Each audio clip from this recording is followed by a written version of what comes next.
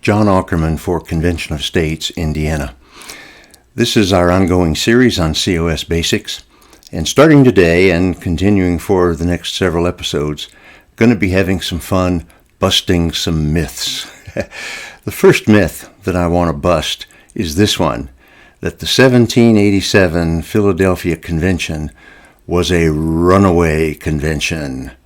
Some of our opponents love to say that, and they use that as an objection to having a convention now. You know, they say, oh wow, the Constitutional Convention in Philadelphia was a runaway convention.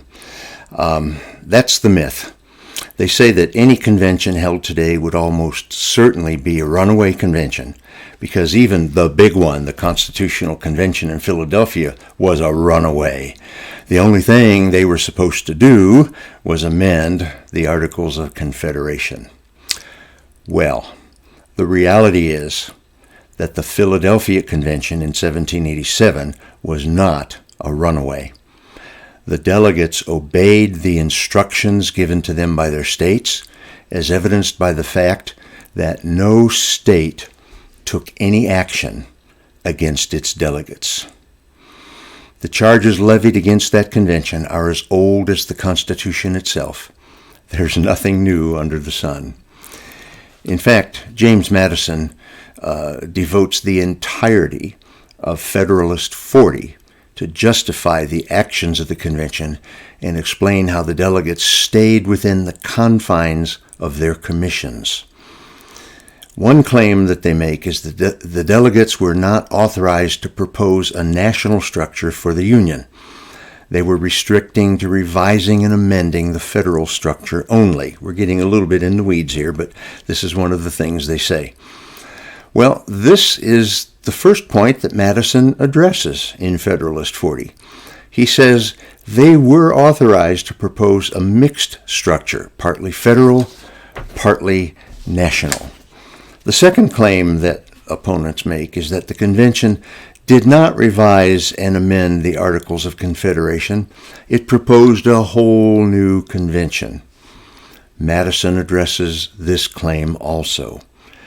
Concerning the extent of the changes recommended by the convention, Madison notes that alterations in the body of the instrument are expressly authorized, and new provisions therein are expressly authorized. Therefore, the convention had, quote, the power to change the title of the document, to insert new articles, and to alter old ones. There was no limit on the instruction to revise and amend the Articles of Confederation. Dramatic changes were expected by everyone. Madison notes, again in Federalist 40, that the states would never have appointed a convention with so much solemnity, nor described its objects with so much latitude, if some substantial reform had not been in contemplation. Today, we would paraphrase the charge to that convention as, do whatever it takes to keep the Union together. Busted. The myth that the convention in Philadelphia in 1787 was a runaway convention is busted. It was not a runaway convention. It did exactly what the various states wanted it to do, as evidenced by the fact that no state prosecuted its delegates, and further evidenced by the fact that the states actually went ahead and adopted this Constitution.